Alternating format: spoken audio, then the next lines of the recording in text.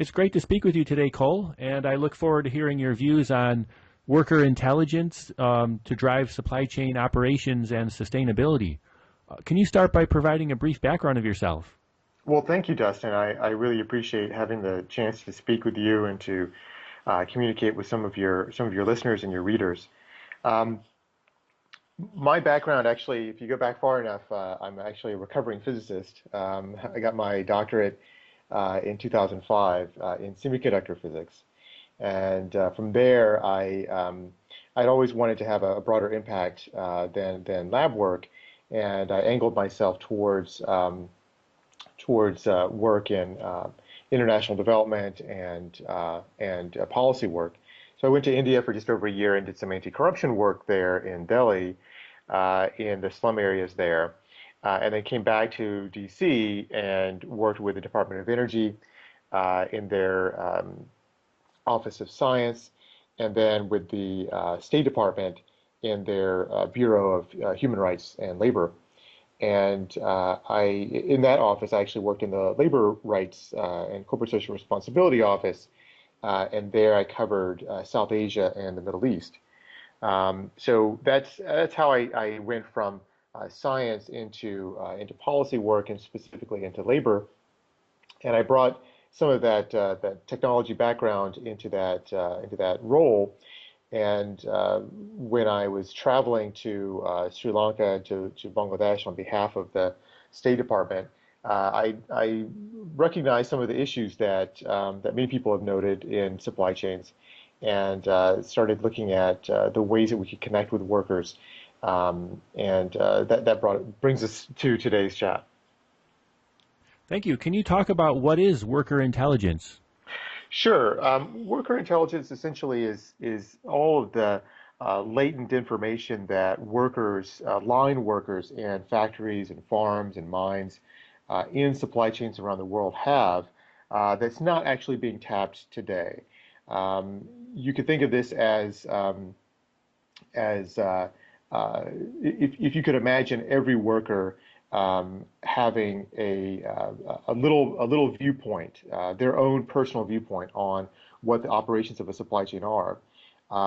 Today, no one is capturing that information, and someone should, because we have very limited visibility into our supply chains. That leads to some very tragic outcomes in some cases, and great inefficiencies. And we can improve that if we're actually able to capture the information that workers have, the wisdom that workers have, to drive supply chain decision making in a rational way. So what we do is connect directly with these workers through their mobile phones, and gather information from them on their own observations regularly, repeatedly, so that we can aggregate that information into what we call worker intelligence, and use that for driving insights with our customers, with the local factory and farm and mine management, and also with the workers themselves.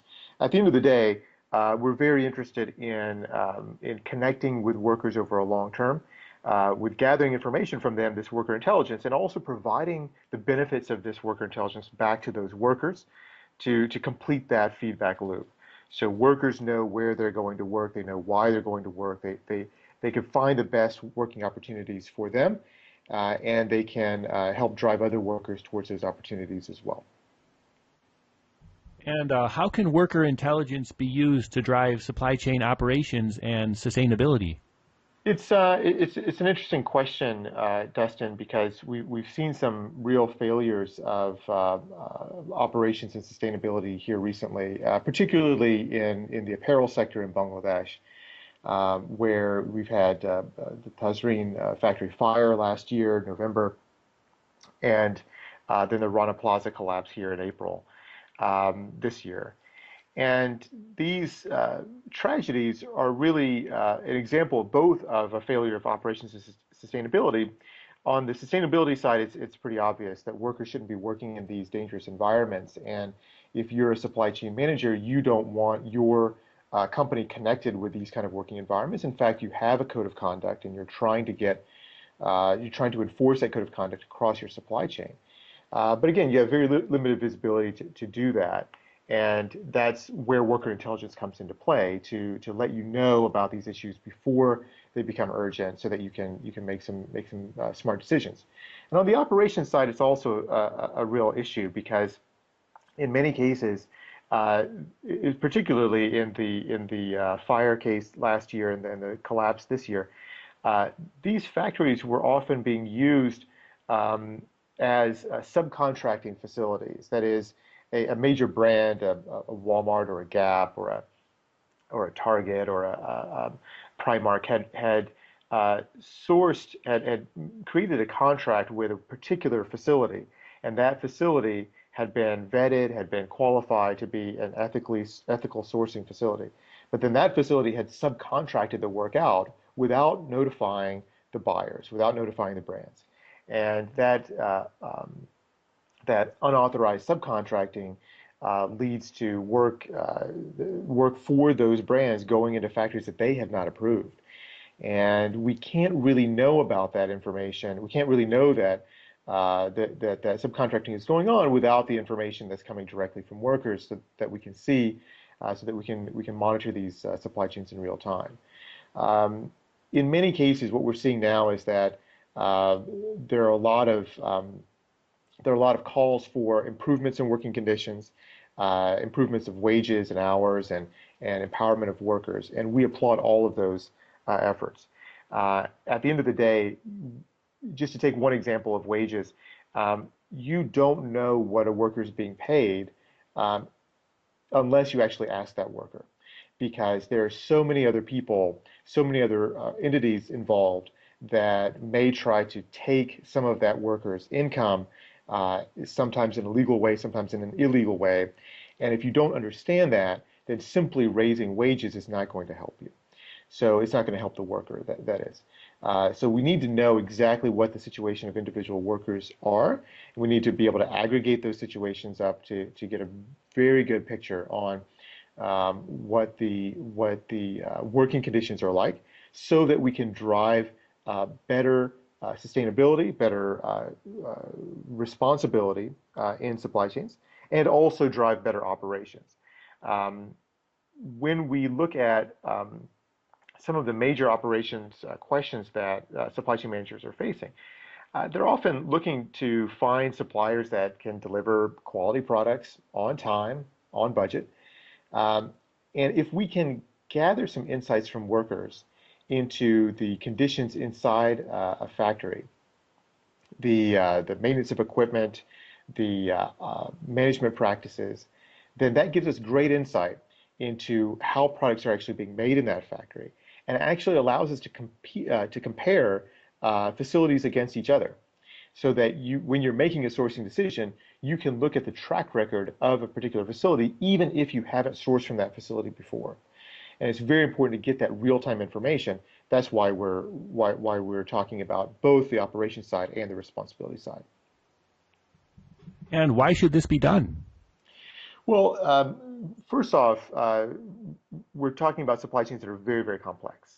They span the world. If you're looking at everything from a laptop to a simple shirt, the cotton comes from one place, the buttons come from another place, and if there are disruptions anywhere in that supply chain, it could cost the company millions, if not more, to reset their supply chain, to find other vendors, and to qualify those vendors. So this is a very complex system, and when there are supply chain disruptions, they're very expensive. And what you're able to see is that if you look at the data of supply chain disruptions, that has a major impact not only on the immediate performance of an individual product, but on the overall performance of the company itself. So we're starting to see a confluence as we look deeper and deeper into the data between efforts on the sustainability side and efforts on the operations side. And that confluence is where you're looking at long-term behavior of individual suppliers, and and analyzing your investments in your suppliers. So the reason that this should be done is that because we're starting to see this confluence of both an operations urgency and a sustainability urgency, it makes sense for us to pay more attention, to measure these supply chains in a more rational way, in a more real-time way, in a way that's scalable with your actual supply chain. And right now, the ways that we have to measure sustainability in supply chains in particular are very crude. We have inspections. These are audits that are done on a periodic basis, typically once a year, once every couple of years, and they're very useful for catching issues and preventing issues from happening, but they're not terribly scalable and they're definitely not real time. And then we have on the other side, we've got hotlines, places where workers and other folks that within a supply chain can go to report issues that are urgent. And the challenges with hotlines are that oftentimes the users of hotlines don't trust the hotline because they don't have a long-term relationship with it. It does gather information in real time, but it's not terribly scalable because you need to have a live person on the other end, and the types of information that come out are really vary quite widely. It's definitely not preventative because you're only addressing issues when they've already become urgent. So if we're looking for something that's real-time, scalable, preventative, then you're really looking for a more consistent approach. And that's why that's why the worker intelligence perspective is so important. We connect directly with workers through their phones. We provide information for those workers on an ongoing basis. We provide incentives for them to deliver information to us. And we deliver value to those workers upfront so that they have a vested interest in participating in our system over the long term. And then we cultivate those workers as sources of information for us, and we try to provide them with the best of our worker intelligence so that they can make intelligent employment decisions themselves. And by doing this, we create a long-term and a real-time relationship with these workers that allows us to get this perspective that's as I said, real-time, scalable, and preventative for issues coming down the road. And thanks, Cole, for sharing your views on worker intelligence for driving supply chain operations and sustainability. Well, thank you, Dustin. This has been a real pleasure, and I hope that your listeners gain something from our experience, and I hope they feel free to reach out to us at laborvoices.com for any further information. Thank you. Thanks.